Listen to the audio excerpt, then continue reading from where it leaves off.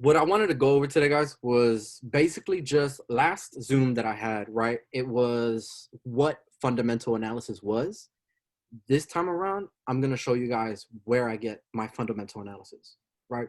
So it's like you look at both sides of the coin, right? And there's, you have the heads, you have the tails. And it's the same concept when it comes to trading. You have fundamental analysis and you have technical analysis, two sides of the coin. To be able to understand both will help you make the best decision and move forward with your trading, uh, get all the variables, all the confirmations that you need, and just make the best decision, right? That's what trading is just confirming all the variables that you can, and then just at the end executing when the time is right.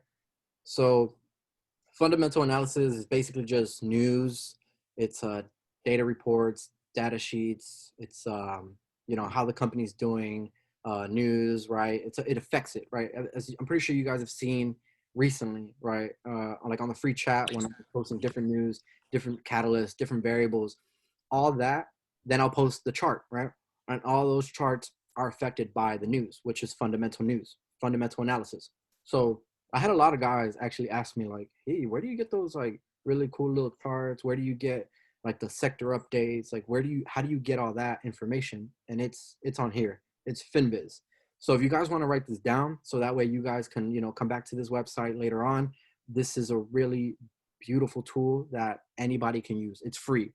There are a couple paid subscriptions, but I wasn't gonna go over those because the subscriptions of those are kind of ridiculous. It's like $600 to almost $1,000 monthly, just and I feel like this is enough. This is enough for a beginner to really start to grasp and understand fundamental news and just get the basis and the foundation of this part of your trading, right? So I'm gonna go ahead and admit. Um, but yeah, so if you go to this website here on Finviz, as you can see the ticker symbol, if you hover over it, you get these cool little charts. And that's where I get these charts. That's literally as simple. Like that's where they're at. And you can also see, the last price, the change in terms of percentage, the volume, how much volume, is coming in or out of these plays. And also, right, they categorize them in terms of top gainers, new highs, overbought, unusual volume, and it's really convenient because when you see let's say for example unusual volume, right? Then you get to think, well, what kind of unusual volume, right? And as you can see on this MYOK, you can see that huge gap, right, from 140 to 221. All right, there's something brewing there, right? In terms of either volume, momentum, there's something happening. You go down some, that's a lot of unusual volume, right? For it to just kind of be consolidating and for that really huge green bar, for sure. Staff, okay, same concept, right? So it just kind of helps you also identify, just easier scenarios if you ever want to trade like an overbought.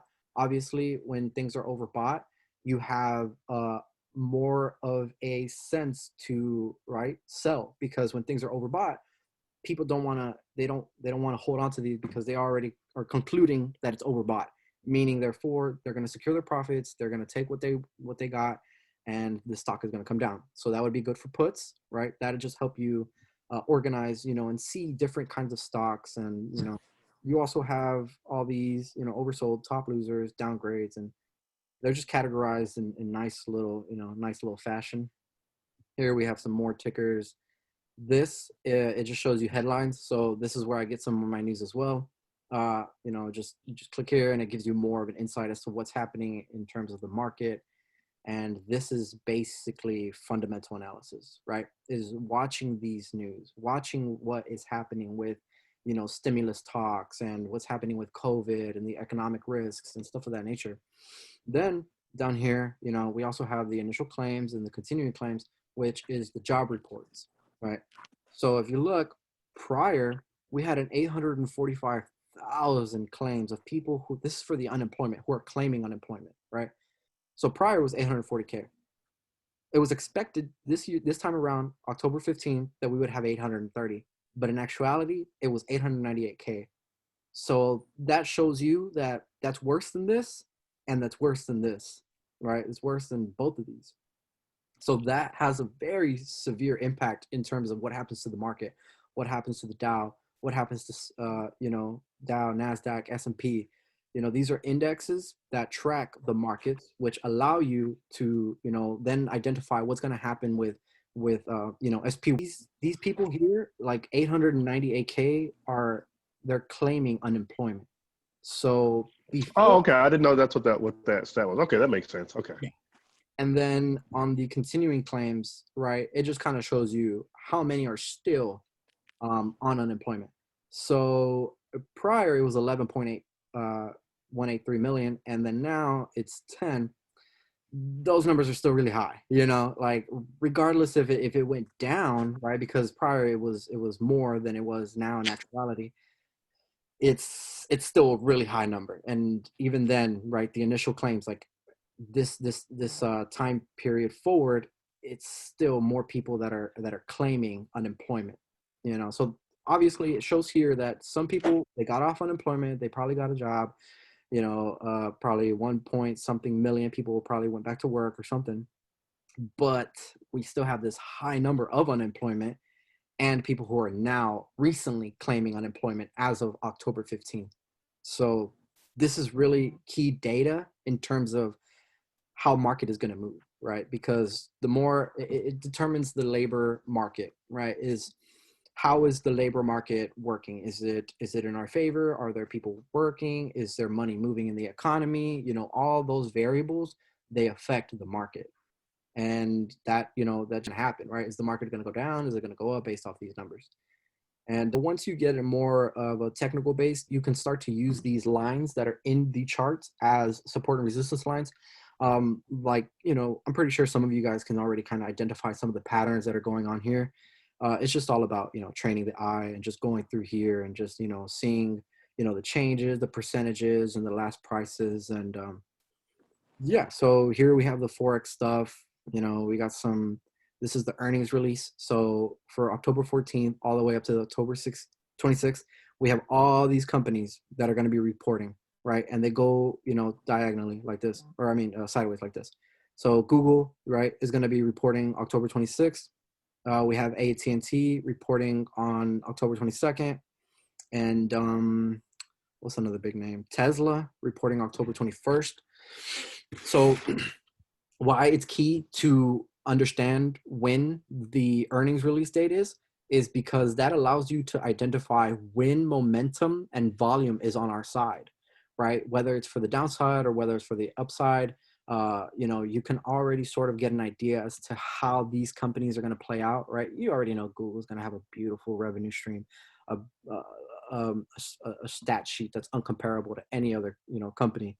And you would then trade this to the upside. You would find a dip, and you would find it probably at the beginning of the month for a contract, up until probably after or at around this time. But me personally, I get out, right, before it even gets to that date, simply because all traders are thinking the same. All investors are thinking the same. They know that momentum and volume is on the side when earnings are coming, and a lot of investors start to flock in at any dip that they can catch. And once it gets closer to the earnings, that's why a lot of times you'll see, even when companies report really good earnings, you'll see the stock plummet. And that's because a lot of investors are securing their profits after the run up. And that's really the reality of it, or they could, have really bad earnings and then the stock just climbs. But that's why I don't really play earnings. I just really try to identify when I can get in and when is a good time to get out, right? So also here, right, we have our sector updates. We have all these just different sectors. We have the technology, communications, and I'm gonna show you guys another one of those. So that's this first screen, right? And it's really nice layout. And you go to news, and you have way more, in terms of, what it is that fundamental analysis that you can use. I like to come up here, right? It says view by time, but I like to view it by source because, it's like I was saying, right? Knowing, the art of knowing is knowing what you want to focus on and what you don't want to focus on. So what you want to really pay attention to are the big headers, the unbiased names, the people that aren't run by your president. You know what I'm saying? So we have Bloomberg, which is a good one. Wall Street Journals, that's another favorite. CNBC, they can get kind of in the middle, but I like them. The New York Times and CNN, right? So these are the most, the four ones that I really look at. But again, it's good to look at all the different ones and have confirmations based off of all of the different news that they're all reporting, right? Because if, let's just say, for example, abnormal returns has something completely different than the disciplined investor, then that might throw off the stock market or that specific stock that it's talking about just a little bit. It might tweak it a little bit, might, just make it, consolidate or just jump up and down and not really have it'll just make it go sideways.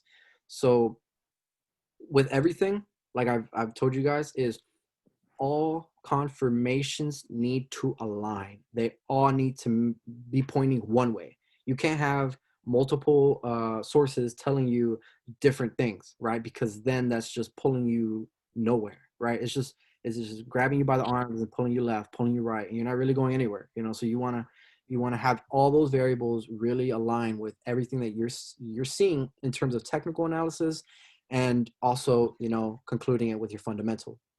And then you have your screener, right?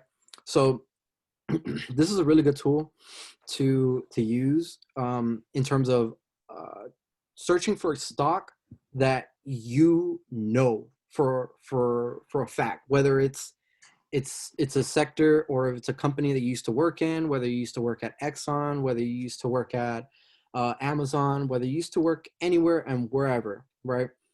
You want to, and Josh actually said this beautifully. He said, you want to invest in what you know, not what you like. And that's facts. And I'm going to tell y'all, because if like here, right, you can look at all these different sectors, whether it's basic materials, consumer cyclical, consumer defensive, energy, financial, healthcare, industries, real estate, technology, utilities.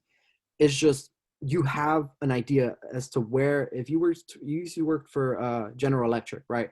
Boom, you would go to energy and you would just go and invest on stocks that you understand and that you completely comprehend and you can explain to a 2-year-old, right? Because at that point, that's a sound investment. Why? Because now you understand the business model. You understand what they make. You understand how their entire business works. You know the people that buy from them. You know the people that are the competition. You know whether they're winning or whether they're not. You know all those variables very personally and closely. So that's something, if you ever want to look into terms of a long-term investment, invest in what you know, because only you know, right? Um, but yeah, and then we have the maps, which is again just the different sectors. Excuse me. So you have the technology, you have your communication services, and as you can see, right, you just hover over here and you see some of the biggest names: Microsoft, Adobe, Oracle, and so forth. And communication services: Google, Facebook, Twitter, right? And you just keep going right down the list. Consumer and the Does list. it go from biggest to smallest? Yes. So in terms of market space, yes, these are some of the biggest companies, and as if you get a little bit closer down into these areas here, it's still the tech sector, but now you're going into smaller cap companies. You see what I'm saying? No, yeah. And Appreciate then also, appreciate it. yes, sir.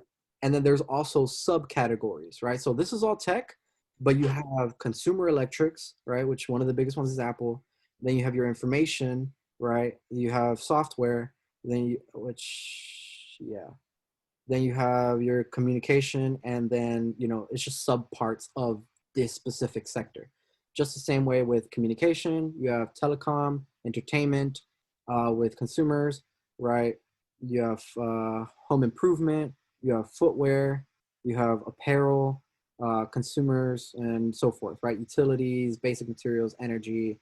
And what I really want you guys to understand about this specific map layout is, obviously you guys understand, right? The key is when it's red, it means the stock or that sector is coming down, and when it's green, it's coming up, right? But this is key, right? I check this all the time, literally, and I know you guys see that on the free chats. I'm always sending the sector update because it's something that I realize that it's not about what's red and what's green. It's about where is money flowing into and where is money flowing out of, right? So as you guys can see, for the consumers, the real estate, the industrials, energy, some part of the healthcare, right, because of everything that's happening with COVID, and the financials because of everything that's happening with stimulus talks. All these are green, whereas these are red, right? The tech, communications, consumer, cynical, these are all red. So what it's telling me is that right now the market is taking money out of here. Investors are getting out of this and they're flowing money into all these sectors down here, right? And it happens vice versa. So when all this is red, money is flowing out of here and it's flowing into these giants, right? So that's essentially what it's telling you. This also then gives you an idea and a perspective as to what players are the biggest in their sector, right? So that gives you an idea, like, okay, Visa, wow, that's a really big market. The diversification that's happening in between all these banks and financial institutions, Visa is dominating most of the market space. So at some point, if I want to hold, right, something in terms of long term, then, right, you can now use all these other tools that I'm about to show you to really exemplify why you should invest into Visa, right? But it's all about doing your due diligence and really understanding, right, what are the biggest players and where is money flowing into and out of, right? And then you can also see the world, right, which, I mean, it's good to kind of get an idea, but first really just focus on the S&P because that's our index. That's where these are all 500 companies that are being tracked by the S&P. So that's what the S&P 500 is. It's an index that's, keeping track of all these companies. And that's what basically makes up our market, right? The stock market. This is what the stock market is, S&P 500. But since it's an index, you can't really trade S&P. You can trade SPY, which is SPY, and that is, I believe it's like 30, right? 30 of the top or 50 of the top market cap stocks that you can trade. Like that's an ETF that you can trade. And that's like buying, pieces of all these companies like Microsoft, Google, buying a part of Amazon, buying a part of Apple, buying a part of all these big name companies, but just in one stock, right? That's what SPY is. But yeah, that's just, what I really use in terms of FinViz. Like I said, just write this, this website down because it's really a powerful tool that everybody can use. And then there's also StockRow, which is another powerful tool that I use. I was looking at Tesla. But yeah, this is the main page. And again, this is all fundamental, right? You get a quick glance at, how the numbers are doing in terms of the S&P.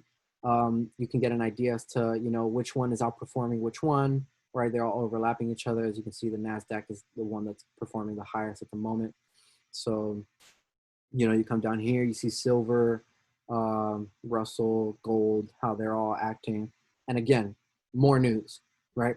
And again, this is powerful because I'm literally here. And the thing is, you always want to just take a time out of your day, whether it's 10 minutes, 15 minutes, 20 minutes, whatever, there's time in everything and anywhere that you can, if there's a will, then you can accomplish it, right?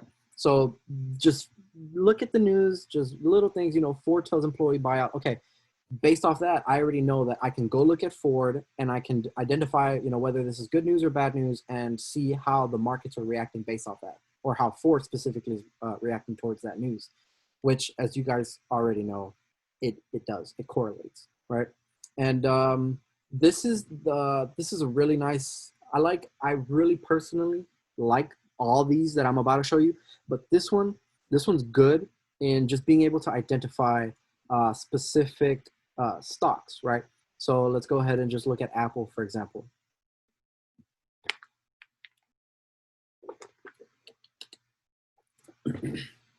As you guys can see here, right, Apple's trading at $120.63 after the stock split.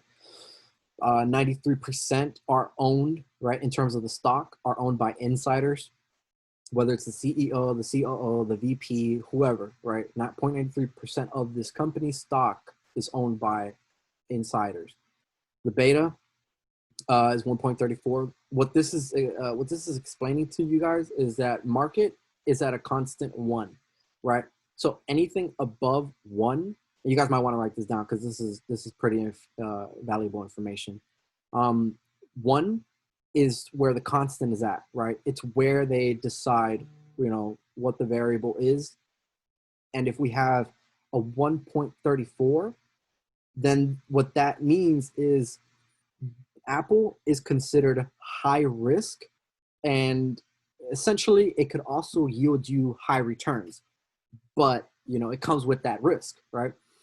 If it's at 3, then it's super high risk, and anything below 1 is considered good. It's considered less risk. I mean, not good, right? It's just considered less risk, but again, then you have less yield, right? Your 5-year growth is at 12.46, which is relatively good, right? You want to see a company this big, this conglomerate giant, have at least a growth of maybe 9 to 10%, right, for a 5-year growth. So this is sitting nicely at that range. And then as you can see, right, you have this nice little chart that you can just kind of go through. And on here, you can see the different, let me move this over here. You can see the different dates. This is on a year. Yeah, it's on a daily. So as you can see, right, it just goes based off Saturday and just as you go. These green and red spikes, what they're essentially just telling you is where the volume's at, right? So the green representing, we're coming up. The red representing it's a sell-off. When the green is more repetitive than the red, as you can see here, there's more green here than there's just one red. And as you can see, the market's going with that. So the volume is that's essentially what it's showing. And a lot of different charting platforms have that tool. And the reason I was saying that this is a very good, just in terms of dissecting the stock, because it allows you to have a very clear indication of the data that's being collected, the stat sheet, the numbers, the percentages. And this just runs through all the numbers. And I know it seems like a lot, right? And it's kind of overwhelming at first, but you'll just run over this, right? And just, it'll become like a second language to you. But StockRow is second as a separate website? I'm sorry? StockRow is a separate website, or you can find that on FinViz? Oh, no. This is a different website. Yeah. Okay. Yeah. So you're going to want to write FinViz and then also StockRow down because they're 2 different websites. I wrote them both down. Yes, sir. And then mainly the numbers that you really want to focus on in terms of, this is what I understand that some of the top investors are looking at, right? Because some investors, they'll just trade technically, right? And then you have other ones like, what's his name? Warren Buffett, right? The buffet. He invests with fundamental money. Yeah, he's exactly. And you wanna do what the big money players are doing because they're the ones that hold the keys to identifying where you also want to be invested. Money, what they call it? Money movement. Yeah, exactly. Money follows money. Yes, sir. Gotta go where the money goes. Exactly. And one of the things that you want to look at is you also want to look at, this is the key things, is in terms of the revenue, right? We have it right here, right parallel next to the earnings, which also, if you go and hover over these, they'll give you a more insight detail as to what they are. So at your own time, at your own convenience, just, understand all what these mean. But essentially what really determines the valuation of a company is their revenue and their earnings. And, also just how many shares they have. But right now we're just going to mainly focus on the revenue. And as you can see here, right, we have 2010 all the way to 2022. So their revenue, as you can see for Apple, right, they held up pretty strong for most of the years, right? They just kept going up, which it's testament to their huge business, their big model, and how they run things, right, so smoothly, so efficiently. And also, right, whenever they had down days, whenever they had, they had setbacks. So for example, right, for from them to go to 1.62 to 232, but then come back down to 2.09. I promise you in 2016, 2015, that was a rough patch, right? That was around the year when maybe they had a sell-off, but eventually they picked right back up. 232, 3. And this just helps you identify, okay, the balance sheet of this company is pretty sound. So therefore, I'm looking at investing for this for the long term. And that's exactly what Warren Buffett is looking at, right? He's looking at, is this company profitable? How much cash does this company have on hand? And how much debt does this company have on hand? So also why this is so powerful is because you can see the insider moves that are being done by people on the inside of this business. So as you can see, you have the buy and then you have the sell. It looked like nobody bought and that's fine because people sold. And that just gives you an idea as to, okay, if they sell, they know something you don't know, right? Because they're inside of the company. There might be something that, technically speaking, if you have the most perfect system, the most beautiful layout, the perfect Elliott wave, the most greatest technical standpoint and system that you can, ever create, but something fundamentally happens that just catches you blindside. Let's say you're in a call and the entire stock just plummets, it dies because of something that happened fundamentally. You weren't ready for that. And that's why you need to prepare by looking at everything, right? And this is another part of that trading. So as you can see, for example, here we had a sell, right? And essentially what I'm looking at for the sales for insider is I'm not really looking at like the thousands, right? Like for example, this one, 434K, that might have just been, a director was just trying to get a payout, right? For that month or for that year. He was just trying to get a vacation, whatever.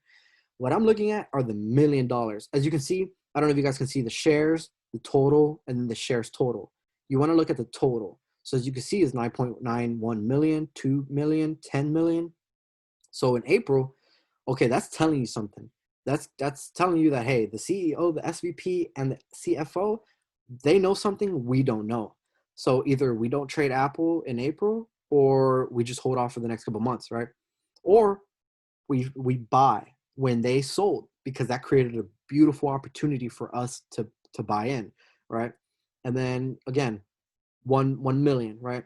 Then in July, nothing. June, nothing. August, boom. What? $131 million. And by who? Who sold it? The CEO. That's the owner of the company. So if he's selling his own shares, that's telling you to stay away, right? To either short it, right? If you want to go in for a put, but you don't. This is one of the key things. Bearish is when it's going down, and you don't want to buy, right? Because then you're basically catching that knife. And if it's bullish, that means it's going up, and you'd never want to sell. There we go. That's exactly right here with Timothy, the CEO, sold $131 million worth of stock in August. So that's telling us, okay, Great buy. Yep, either it's a buy or we just don't want to play with it for the next, couple months. And let's look at the chart. Let's see what happened, right? So he sold in August, and this is July, June, August right here. Oh yeah, of course. Look at that. He got in, he got out right before September. And look at September. Perfect time. Perfect timing. Yep. And that's what I'm saying. We follow what the big dogs are doing because we're little fish and we're just trying to get our fish, right? So we're going to follow what these guys are doing because these are the whales, right? These are the people that are moving the markets. This is the CEO of this company. You know what I'm saying? Like, that's a clear indication that, hey, this has gone up way too much. He's securing his profits, so we should secure our profits too. And that's what everybody did too, right? In September, right? Right the next month after he sold, boom, what happened? We came down. And that's just another, that's very valuable in terms of fundamental analysis because it really allows you to be 5 to 10 steps ahead of all the rest of investors that are only seeing things on a technical standpoint, right? It's a game of Imagine how he's walking through that company, watching that stock, watching the chart like this, being like, yeah, that's because of me. That drops because of me. Mm-hmm. And yeah, man, you know, it's just, it's crazy, but we can see that and we can trade with it or against it, right? And it's in our favor. So this is another thing that Warren Buffett really pays close attention to, right? Is the net debt and the debt to equity. So as you can see here, right, it says a ratio above 1 indicates the company has more debt than equity, and the ratio above 3 is considered high. So below 5, below 0.5, it means that, you know, they have little debt and they can really move and they can really expand and they have more money than they do have debt, right? So that's essentially what this is telling you. This is basically telling you right now that Apple has a little bit of debt, has more debt than they do have equity.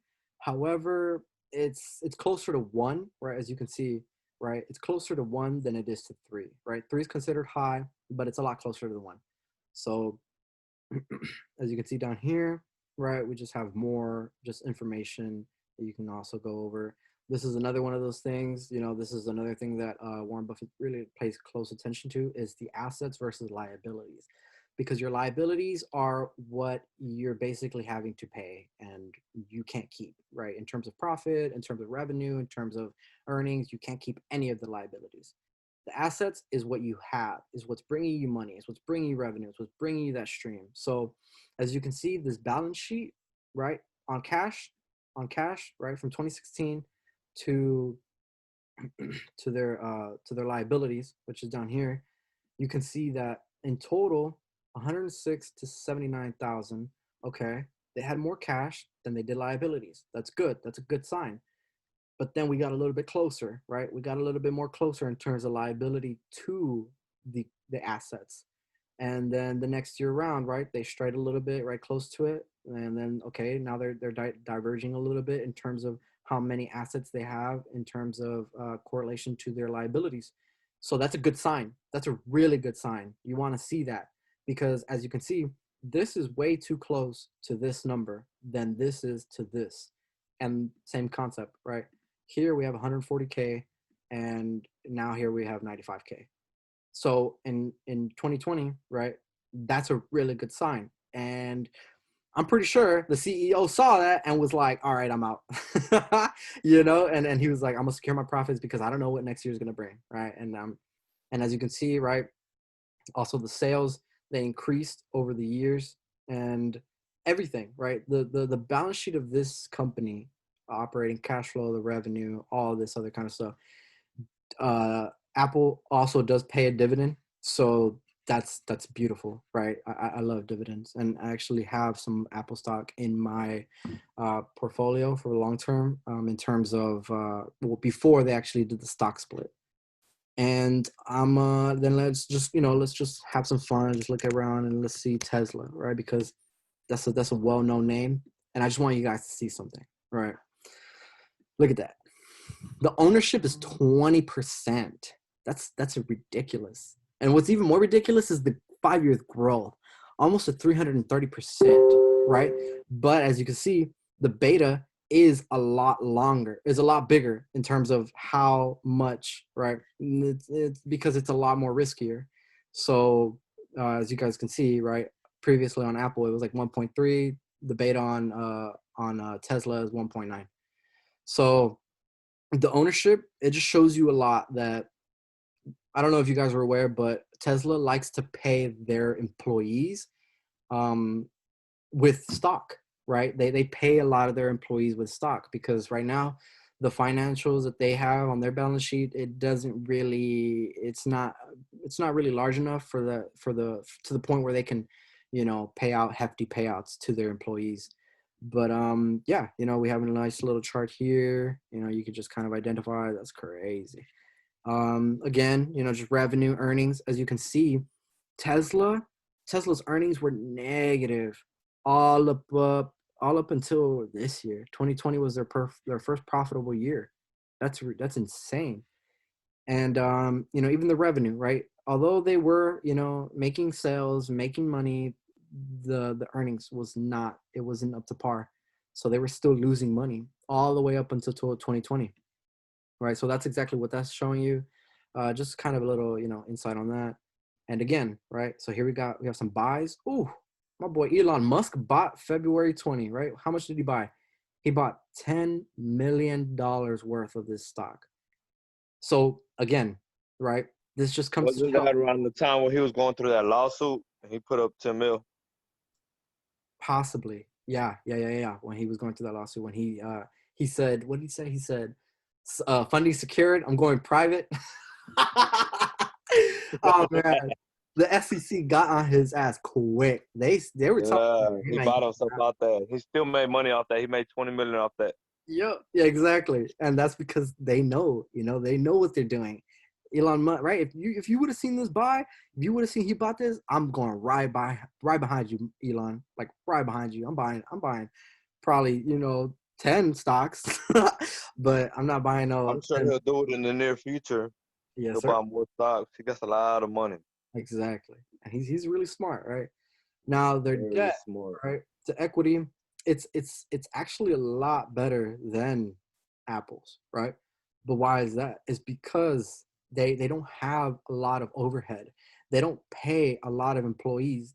They realize that if they outsourced they build everything themselves, right? They build the machines themselves. They understand the physics behind it. Elon Musk is a engineer. He builds his own machines to build the cars. He doesn't really pay workers and a supply chain, and he doesn't have all those expenses. Same concept that he applied with his business with SpaceX, right? He said, if you see a rocket, right? They asked him, they said, why did NASA, send spaceships to the sky or to the space, and then when they come back down, they can't use them anymore, right? And Elon Musk said that's ridiculous. If you see $1 million burning up in the sky, you want to protect that. I think it'd be nice to make sure that it lands nicely, and that's what he did, right? And that's the same concept that he's applying to his business model with Tesla. So smart man. And yeah, just helps you understand their debt to equity. It's really good. I mean, it's not great, but it's good. And as you can see, their assets versus their liabilities, they're really close. And even at one point, their liabilities were way more than their assets. So that just showed you investors were very weary about this. They probably were trying to stay away from it. They didn't want anything to do with Tesla. They were, saying that the valuation of this company is way too high. And then what happened the next year? Boom, we came back. Then the year after that, we became profitable. So, Elon Musk. Damn near double. Yes, sir. Exactly. From the 3,000 gain to their liabilities only being 2K. That's a significant improvement. And just the rest of these informations. And Tesla doesn't pay a dividend, so they're not in my long term. They're just in my growth portfolio. But yeah, that's stock growth. It helps you really get in depth on the balance sheet of specific stocks. And now this next website that I'm going to go over is Investopedia. I'm pretty sure some of you guys have heard of it. It's a very powerful tool to, one, enlighten you on how to invest, and also understanding the investing world. Because I know a lot of guys on our chats, they're like, hey, I really don't understand the lingo. I don't understand what you're really talking about, or what indicators you're specifically using. And Investopedia, it has it all. So if there's ever anything that I say, or you guys have a question about, but maybe you guys don't want to ask, and I encourage everyone to ask always, whether it's the most simplest question. There is no wrong question. And I say this all the time, is your questions are worth thousands of dollars. And if you don't ask them, you're missing out on those $1,000, because that's knowledge that can help you get to that point, right?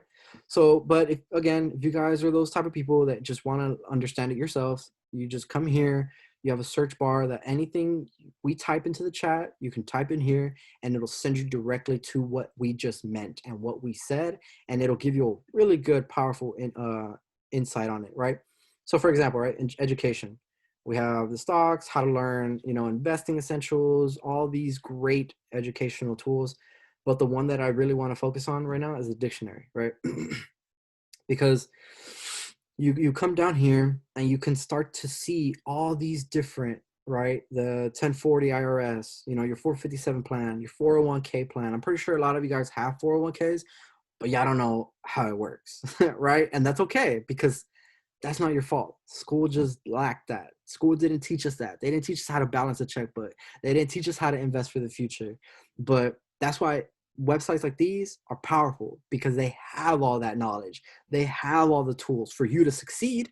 It's just a matter of, do you want to learn it, right? So also down here, right, we have asset management. So it shows you how to manage your assets, what a bull market means, Bollinger Bands, all these different business and investing ideas and topics and words that you probably, don't understand, like correlation, right? Whether, one chart has a correlation to the other, right? That's something you need to understand. You might understand the word, it coincides with each other, but in terms of how the markets correlate with each other, that's what really goes deep into understanding it, right? So Bollinger Band, for example, it's an indicator, right, that helps you trade. So it goes deep into what it is, what are the key takeaways. It even gives you videos as to how to use it, how to calculate it, the equations, a really beautiful in-depth how to trade with it, and the squeeze, different variables that might happen with the Bollinger Band and how you can execute with it, right? And then you can also move over to different indicators, right? You can move over to the MA, the crossovers, the oscillators, the RSIs, all these different indicators that are here for you to understand and get from bottom to top, right? Because that's what all this is about. That's all I'm sharing with you guys, is how to build the foundation for your trading, just career, or even if you don't want to make it a career, just a hobby, or however you guys want to use this information, just use it, right? It's up here, it's free, and it never hurt, right? So there's also just markets, just news, political news, your popular stocks. As you can see, right, we have Apple and all the way down to Netflix. So why this is important is because it allows you to understand that this is where the big market movers are at, right? These are the big companies. These are the players that all people who want to understand how to invest, these are the first ones they're seeing, right? So that gives you an indication that, okay, I'm going to look at these companies too, keep them on my watch list, because I understand that Investopedia has them on their popular stock list. And that gives me an insight that there's a lot of volatility, a lot of volume that's going to be flown into these, because I promise you, millions of people are looking at this website daily, whether they're new investors, whether they're, vested investors, whether they've been here for, I'm pretty sure Warren Buffett from now to time just comes on here just for just giggles or whatever, right? And then, yeah, just all these rest of little tabs that you can look at. But that's just, again, Investopedia, right? Again, it just has more fundamental analysis. And this is another website you guys are going to want to write down, Investopedia. And just, again, on your own time, due diligence, just, go based off and just, check this website out. And then let me see. I'm going to also go to the last one that I'm going to go over is Market Watch, right? Market Watch is another website that also offers really great insight in terms of fundamental analysis. They give you, okay, Twitter suffers massive outrage, evidence of hacker security breach. So, okay, this happened at 9, and it just kind of gives you an idea as to what's happening with these specific stocks, what's happening with Biden, what's happening with Trump, just little reads. And this is another key point that I really want to emphasize. When you guys, this is one of the things, right, is you want to look at both sides of the coin, right? And what does that mean is you have your technical analysis, you have your fundamental analysis. If fundamentally speaking, if I was to only read this, Twitter suffers massive outage, no evidence of hack or security breach. What this is telling me is, okay, they're having some discrepancies. There's something with Twitter that's occurring that isn't that they're not getting positive public feed, right? They're getting something of, right? It sounds like it's positive, right? It's like Twitter suffers massive outage, no evidence of hack or security breach. But that's just saying that there was no evidence of it. That's not saying that it didn't happen. So that kind of lets you, it just kind of gives you a sense of awareness that, hey, maybe they did get hacked, and maybe something in the future could happen that I don't want to partake in, right? And as you can see, it did go up 0.11%, and that's great and all, but again, you just always want to be prepared, right? And just some more Trump stuff, messages, and debt buys, and just what Dr. Fauci is saying in terms of COVID related. More news, right? Catalysts, what's happening in with JP Morgan and things of that nature. You can also create a watch list. You have your markets, which again, it's just news and headlines and what's happening with different stocks and different corporations and companies. By the way, Berkshire Hathaway, that's a company owned by Warren Buffett. And yeah, you can trade that on the market. And yeah, so that's, you could just always, come through here. I really want to go into the next topic, what I'm about to show you guys in terms of technical analysis.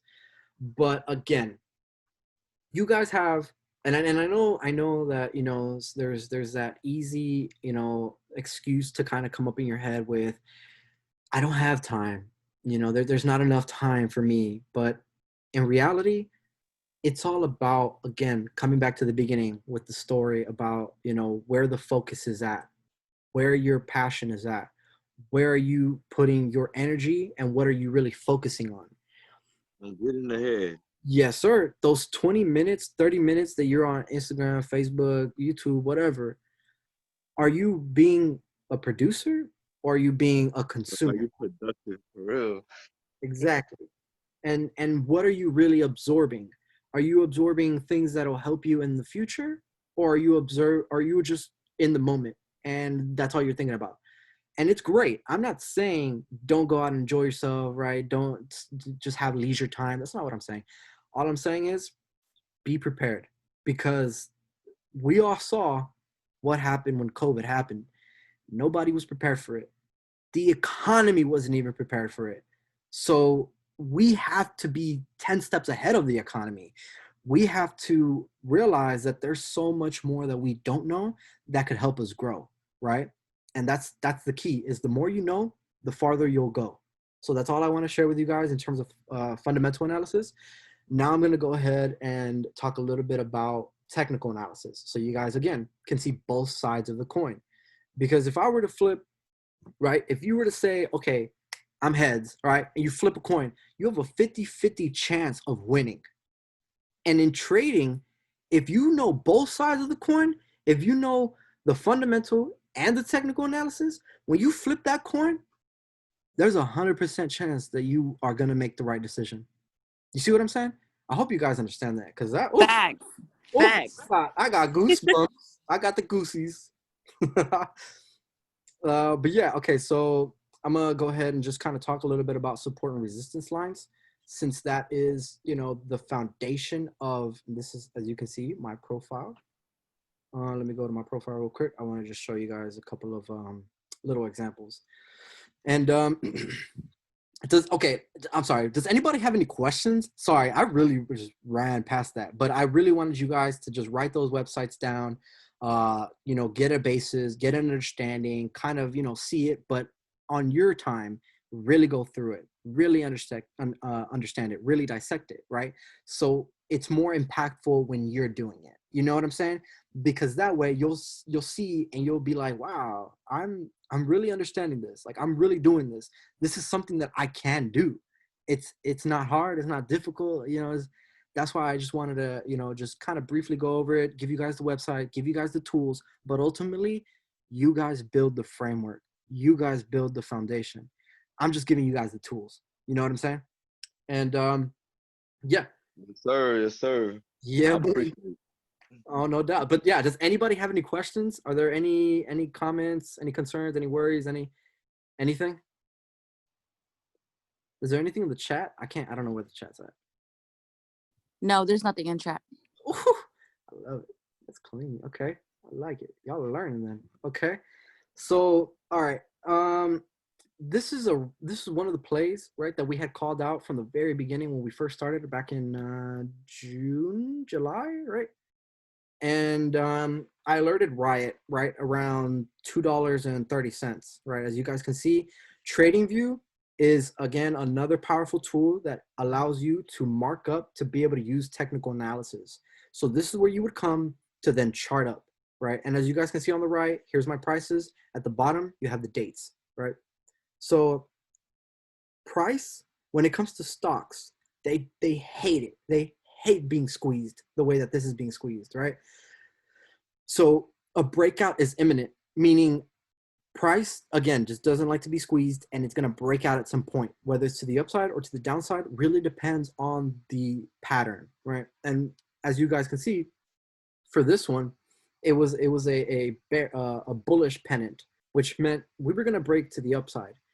And I alerted, right around here when it broke, right? It broke, and I said, okay, it's going to hold this support because, all right, I'm gonna just give you guys this brief little quick insight, and then I'm gonna give you guys an analogy as to what support and resistance, you know, it helped me understand what support and resistance was.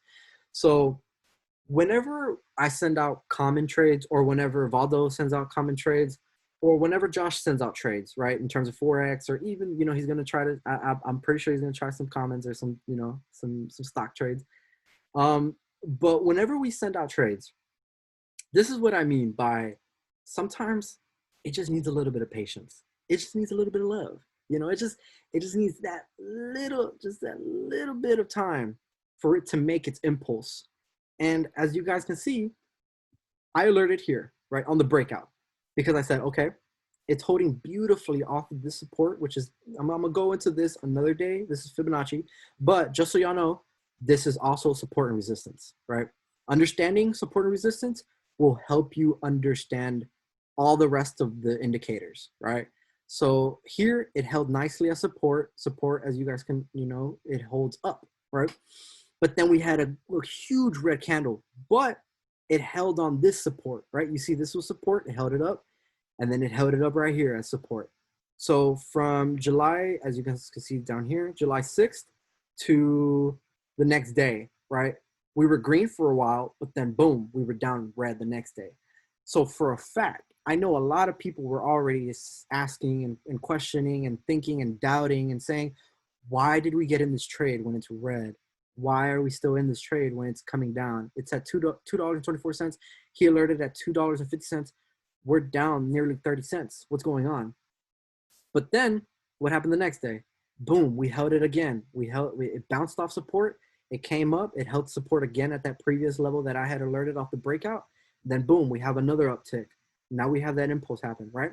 And everything's all glamour. Everything's, you know, happening beautifully, and everything's, you know, it seems like sunshine, right? But let's see what happens. Let's play it out. And as you guys can see, boom, we had this mean red candle come down, test support. It tested it. It came right back under this previous support and acted as resistance. So resistance means it doesn't let it come up. It's holding it down, right? If something's resisting against you, it just means you don't want it. And that's exactly what happened here. It didn't want that level, and it came down. And for the next, till the end of the month, we were negative. right? And I'm pretty sure in holding all this, we were just doubting everything from that point, right? Because we were like, oh, we're too red, you know, it's already at $2, you know, we're down nearly 50 cents, like what's going on? But it held nicely, the support. It held nicely here. This is still support down here, right? It held the support down here, over here on this side, and it held it on this side. Held nicely, held nicely. We're still down, but the areas are still holding. And then what happened the very next day, towards the end of the month? Boom. That gap, if we would have sold at any point down here, you would have missed this out. And then even then, if you were so impatient and you thought, okay, it's not going to go back up anymore, I'm going to get out here at $2.84, then you missed out this whole impulse move. And this is essentially what we're waiting for. Because if you can see this trend line right here, it continues to go past here, and just follow it with me, right? Boom, it touches here, right? Keeps going. Boom, it touches here, right? Boom, touches here. So this trend line is still very valid in how it's moving upwards and diagonally. I might have moved it a little bit too up, but y'all get the point, right? And that's whenever I alert, right? Like here, I would have alerted to secure 1/3 of your position. Meaning if you had 30 stocks that you bought in, right here, I'm selling 10 and I'm letting the rest of the 20 ride. And even if we're, you know, we're coming down a little bit, we're still in profits. All this is still profits. When we come back up to, you know, test this level, this is where I'm securing another 1/3 of my position. Meaning, again, now you only have 20 stocks. Now you're securing another 10, and now you're going to go ahead and just let the last 10 ride. So to understand where to secure, and also, you know, being patient, that's the key. Is, again, you're so stuck in this, you're so stuck in these consolidation moves that you're not ready for this. And that's what I'm saying is there's so much more that's ahead of you. You just have to, you know, have that patience and also have that will to have the discipline to understand that I'm not going to sell at a loss. It's only a loss when I declare it's a loss. You know what I'm saying? And y'all can apply that to anything, like to life even, you know, like I'm not out for the count unless I'm dead. You know what I'm saying? Like I'm going to keep going. They got to kill me to stop me. You know what I'm saying? Ooh, more goosebumps, man. But yeah, okay, so that's just right. And then we have, you know, I got a little bit of Apple. These are some plays that I lined up for some of our members, because it just, you know, anyone here, you guys have accessibility to reach out to me at any point of the day. I've answered messages at 2-3 in the morning. I've had Zoom meeting with one-on-ones at 4 o'clock in the morning, and Lim can testify to that. We had somebody, Definitely. yeah, we had somebody who was on the other side of the world who wanted to learn our strategy, and we made that sacrifice to stay up till 4 or 5 in the morning and be right back up the next day to trade stocks again for New York session. That's the sacrifice that I'm willing to take. That's the sacrifice that Josh is willing to take. And I understand that even, you know, even Lim and Valdo, like that's the team and the people that we're built around and we're surrounded with. So you guys have access to that. And that's powerful. Utilize us, because I promise you, we can guide you right the right way. Again, it's about knowing what's right and then, you know, not paying attention to what's wrong. So okay, now I'm going to give you guys an analogy to understand support and resistance. So follow with me. It's super simple, right? So think of support as the floor that you're standing on right now. And then think as resistance as the roof above your head, right? Now, think about it. If you were to jump and barrel up and now, you know, break through that roof, and you land on top of that roof, that what you're standing on top of now is your new support. You follow? And then vice versa. If you are on the floor right now, right? Let's say you're on the floor, that's your support, and you barrel downwards. You fall through your floor, and now you're in your basement. That basement is your new floor. And if you look up, what was previously your floor is now your resistance. Does that make sense? That's a great analogy. Perfect. Does everybody understand that? Does that make sense? Or do I need to like explain it in maybe a different way? Or does everybody kind of understand that? Because Oh, you good, Chief? perfect. Because I feel like that honestly really helped me in terms of identifying support and resistance lines, right? So this is General Motors, and I'm gonna go briefly on to right what support and resistance is based off the monthly chart. As you guys can see, this is the monthly chart. And again, the bottom are the dates. We have 2011 right here, 2012. This is our support, right? Because twice it tested it and not once did it go under. I mean, maybe the wicks, right? The wicks maybe came down a little bit, but eventually, as you guys, I'm pretty sure you guys understand, the wicks is only identifying where price went, but not where price closed, right? So price for this candle right here opened here, went up, and it closed there, right? So even the red candles did not close under it. And same concept here. And as you guys can see, off of this support, boom, we're moving up. Now, so here, 2000, what was it, 2016, right? It held that support at around $30, right? And then what happened? Boom, we came up again. And we were at all-time highs at around $46, right? Now, as you guys can see, when did that whole COVID thing happen? When was it, like January, right? January, February, March, and it wasn't until April that we started to just kind of, reconcile and get that, that support again. As you guys can see, $19 a share held by 2011, 2012 is still very valid. If you would have gotten down here, beautiful. That's fine. That's great. But we know from a technical standpoint that this is a support area. So based off that, I'm entering this trade right here because those were the same. And that's just crazy to think about. That's crazy to think that you could secure a position in a company that was secured 10 years ago.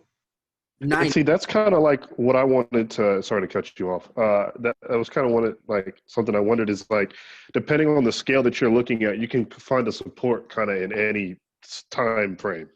Yes, sir. Any time frame. This is just on the monthly, simply because I like looking at the grander scope of things because it allows you to then dissect it closer, right? So I start from the monthly, then I go down to the daily, then I go to the weekly. I go for the monthly, daily, then I go for the 4 hour, then I go to the hourly, and then whenever it's time to execute a trade, I'm trading on the 15 to the 5 minute. And that gets you a more closer approach as to when to trade that support area. You see what I'm saying? So yeah, like this area held, and as you can see, right, for the next couple months, right, from April, May to June, boom, it just kept going up. It kept going up. And then again, now this, right, it acted as what? Resistance, right? Because it came off of that support, it hit the roof, it didn't break the roof, it just came right back down. And then it tested again at the support, but eventually it came and it broke that roof, it stood on that roof, and that roof is now support. And as you guys can see, it tested it right here, and it just climbed right back up, boom, broke this roof. And as you guys can see, it was a roof before, but it wasn't no more. And then it retested it again. Now it's that floor. Now we're up. And those are the breakouts that you need to watch. You need to watch when it breaks, retests, and then now you can trade it, right? But also, there's a lot more confirmations that you can apply to it. This is just the foundation and the basis of support and resistance. So you guys can understand the furtherment of, all the rest of the indicators that come with it. So yeah, and as you guys can see, what was previously resistance then became support. Here, it became resistance at first, but then we closed right above it. Beautifully, we closed right above it. Then we wanted to retest again this resistance because all this area right here is pretty much resistance because it was also support. Those are just the things that you need to watch out for, is that your support and resistance can be both, right? They're just areas to watch for. So here it retested that resistance, and let's play it out. Let's see if it broke through. It did, right? Eventually it broke through it, and now we're above that resistance. So now watch for it to come back down, to hold, and that's a good indication that we're going to continue moving up. You see what I'm saying? And yeah, so this is just on the monthly. And I'm pretty sure you guys have heard that saying, history repeats itself. That's very valid in these markets. One, That because, is very valid. yes, sir. History does repeat itself. Exactly. And if you're thinking in terms of psychologically, think about it. Humans, we are a species of habit, right? So that's where that saying comes from, is history repeats itself. Because we have amnesia. We don't understand that the things that happen are going to happen again. But if you, as a trader, technically speaking, fundamentally speaking, you understand that, you're 10 steps ahead. You know what I'm saying? And this is the game of chess. And but yeah, that's understanding support and resistance.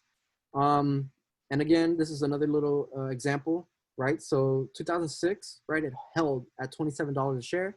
That support became resistance, right?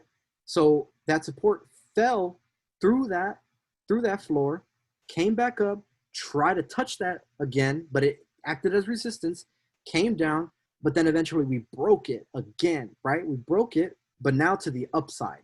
Then again, what did I say? We want to wait for it to retest, and now it's acting as support. That's a beautiful execution. Now we're up for, now we're going up. The same concept, right?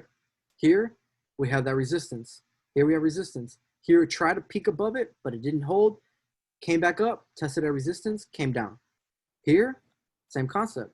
Came up, kind of consolidated a while, but then eventually it held, stayed above it. Now we're up. Then it tested it again. This would have been another perfect buying opportunity, right? And boom, now we're coming up. So then this is when COVID happened, right? It literally wiped out all this. It wiped out all of that up until what, like 2006 levels, right? So again, you could have bought a stock probably 15 years ago that you would have bought way back in here. You know what I'm saying? That's insane. Now, UAL, it is an airlines. So you guys can understand, right, that there are certain stocks that aren't going to move just like General Motors did, right? Because General Motors is more based on production work for cars, whereas United Airlines is an airlines. So they're way more affected by COVID.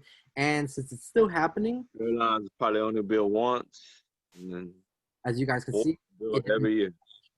Yeah, it didn't really move much. It didn't have a lot of, but again, once it gets up this past this level of 43, 42, and it holds, oh, we're coming up and we're going up. And that's probably once, all the COVID talk, and once they say, hey, we have a vaccine, hey, fundamentally speaking, there's a lot of news coming out that they're going to reopen countries and, everything's back to normal. And once, technically speaking, this breaks and holds, you know we're on it.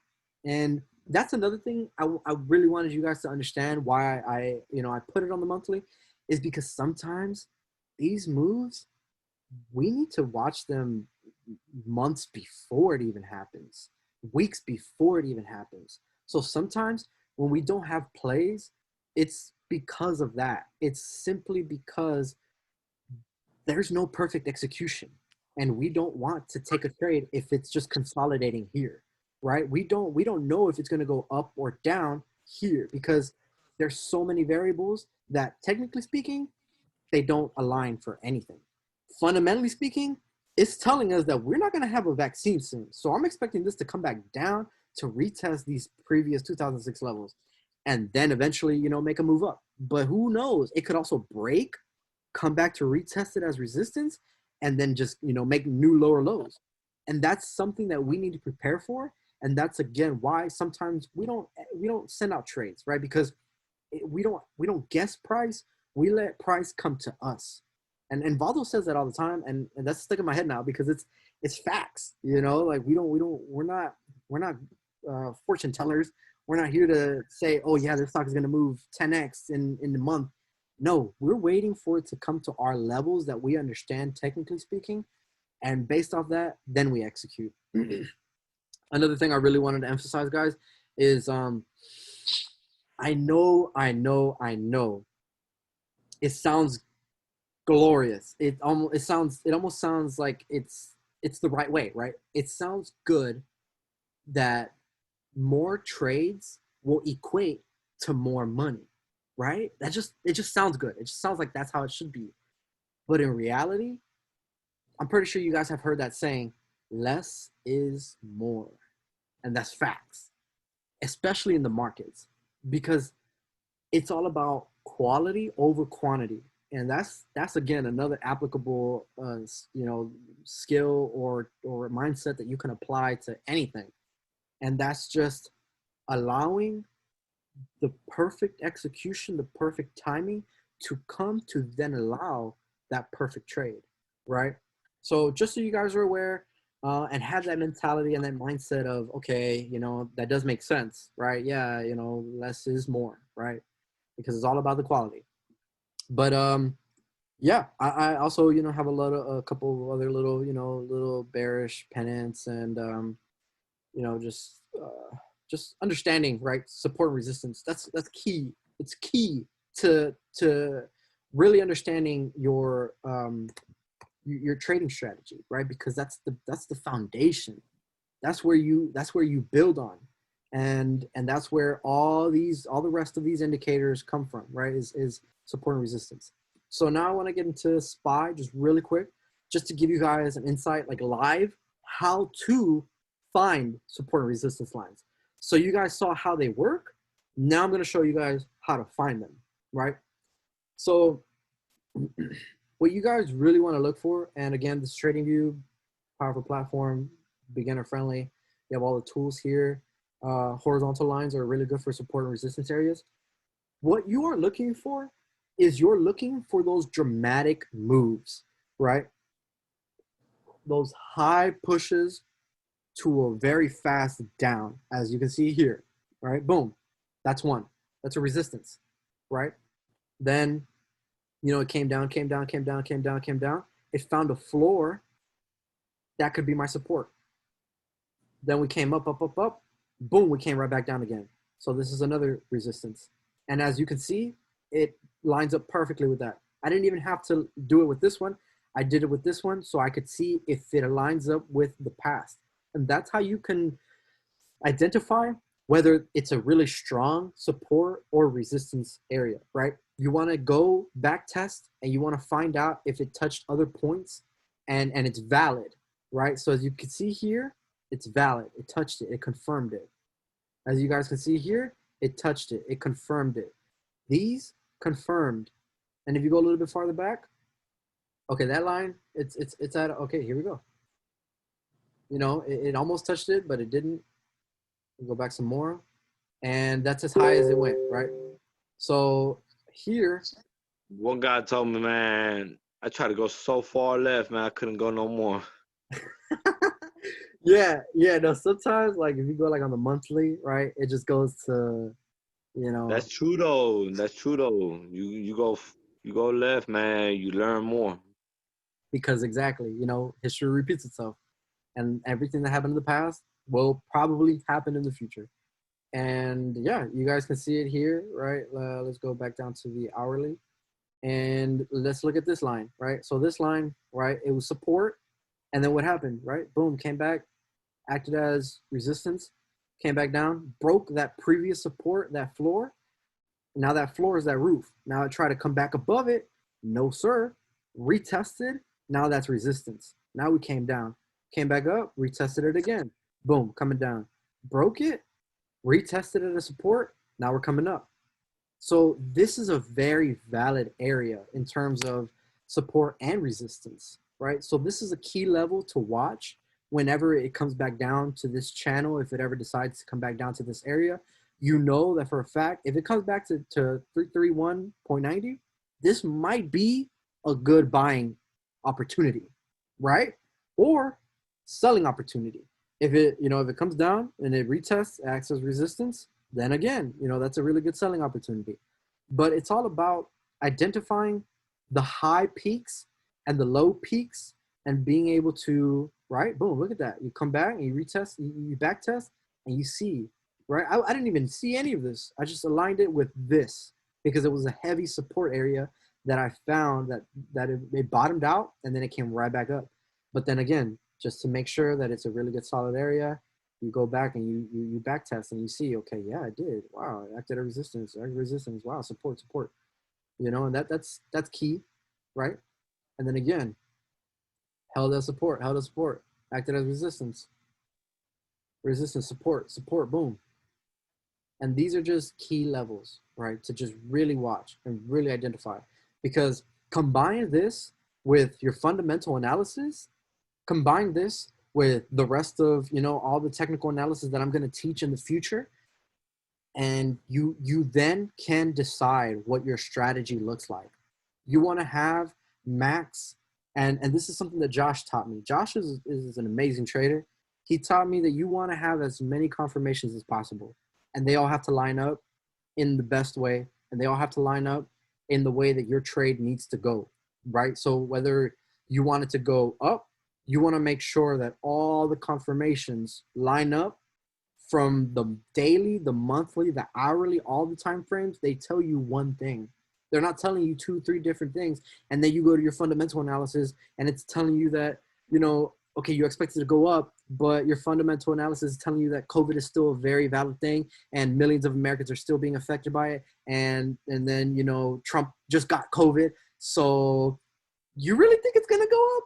Nah, your technical analysis might tell you it's going to go up, but your fundamental is not. And it's that trade, it's not clear. So now you're trading on 50-50. And again, you want to trade at 100%. You want to make sure that your confirmations are as concrete and as confident as you are about that specific trade you're about to execute. And that's the best way you move forward, right? It's just you decide based off previous areas and levels, and then you just, you know, relate it to what's going to happen in the future, correlate it. Does anybody have any questions on that? Or is there any questions in the chat room? No, sir. Oh man, I'm hyping up Josh, and he's not even in the chat. Right. He'll watch it. Oh man, that's funny. No, it's all good. But yeah, I'm gonna leave the floor open to you guys. I'm gonna, if you guys want to unmute yourself, there's room for, you know, questions. Please ask, right? Maybe you guys identify another support or resistance area, or maybe you guys want to, you know, just talk about support or resistance and maybe get a clear indication of it. You guys have any questions or anything? I'm here. Use me, utilize me. Looking up hotels. Yeah, like I'm still at work, guys, and shit. I just finished my last client, so I've been outside and everything just to like peep in and stuff like that. But All the way from Cali. Yes, sir. Oh no, that's powerful. I'm actually a Yeah, Cali. that was a powerful whole meeting, man. You sure taught me a lot, but man, I really appreciate y'all for real. Yeah. Believe me, I've been studying on my own, but man, everybody insight is very well taken in. Powerful. Yeah, man. It is. And it's like I'm saying, you know, I got the tools and I'm ready to dispose them and give them to those people that really want to learn, you know, because the people who are here right now, you guys are perfect examples of winners, right? With that mindset of I want to learn. Like there's something more that I don't know, and that's something that I know is that, you know, I know that I don't know, and that's why I'm still learning. You know what I'm saying? Like even the most, I think that was a quote from one of the most highest IQ persons to ever live. He said that. He said the only thing I know is that I don't know, and that was powerful because it's like. That's facts. You know, there's so much more that you could learn. And I'm just here, guys, to guide you guys. Agree. Facts. 100.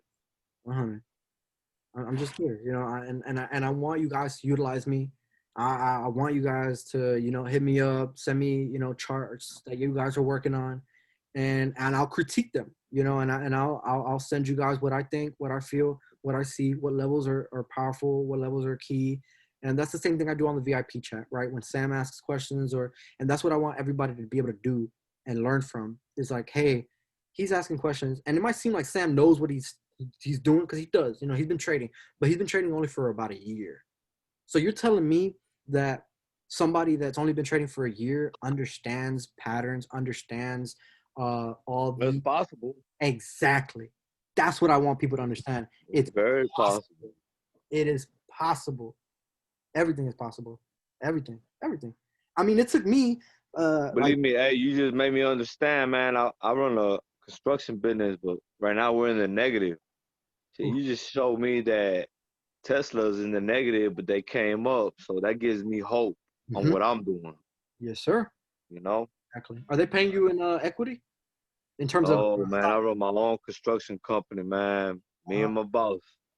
Oh, that's bad. Half and half. No, that's badass, man. That's Yeah, man. Just man, you got to look for other opportunities, other ways to make money. You change. What Warren Buffett said, you can't just.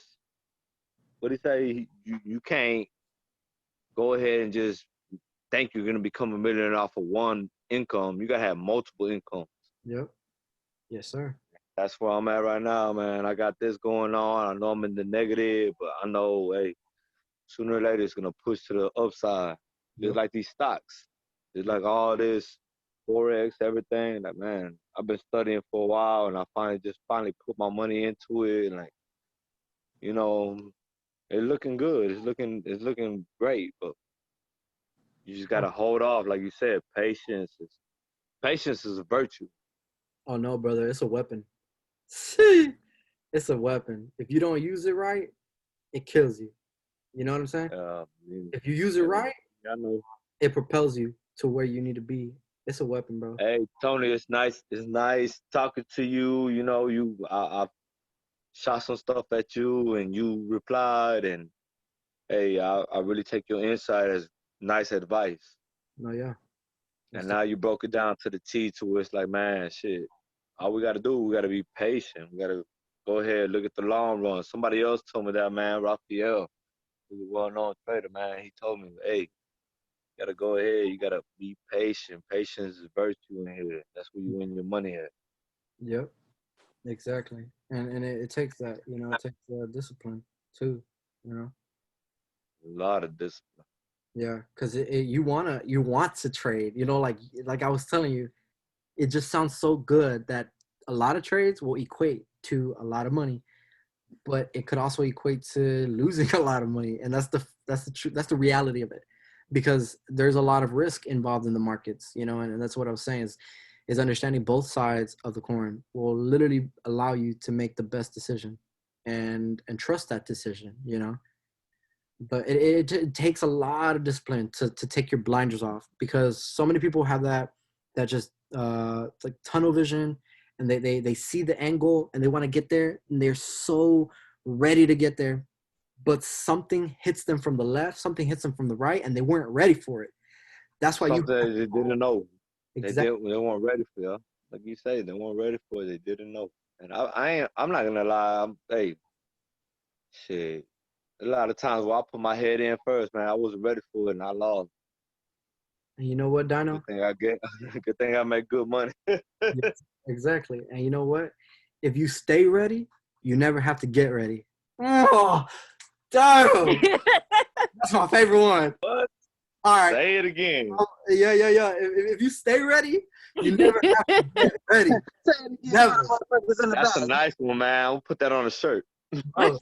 Yeah, we're gonna have to definitely put that on a Blue Vision shirt right there. This got we might end up turning it. Go ahead, man. Holla at my brother, man. He do all vinyl work. Go ahead and get all promotion done by him. I pump P. Oh, P, yes. Hey, you gotta keep the bread rolling within the team. Wow, man, we do all promotional, man. Like every day, all our fingers are tied in all kind of ways. We just trying to make another dollar. Yes, sir. That's the way. The only way's up. Yeah. But, That's it.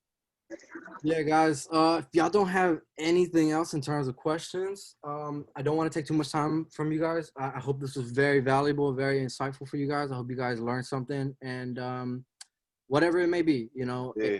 all this can be applied personally, career, anything. Whatever you took from this, just know that I'm just doing this for the benefit of everyone and the betterment of our company. Just to grow that establishment, to be a, a very stable business to where we are showing everyone what they really don't know, and that's key, right? Is to just keep That empowering. is key. That's very appreciated. No, most definitely, man.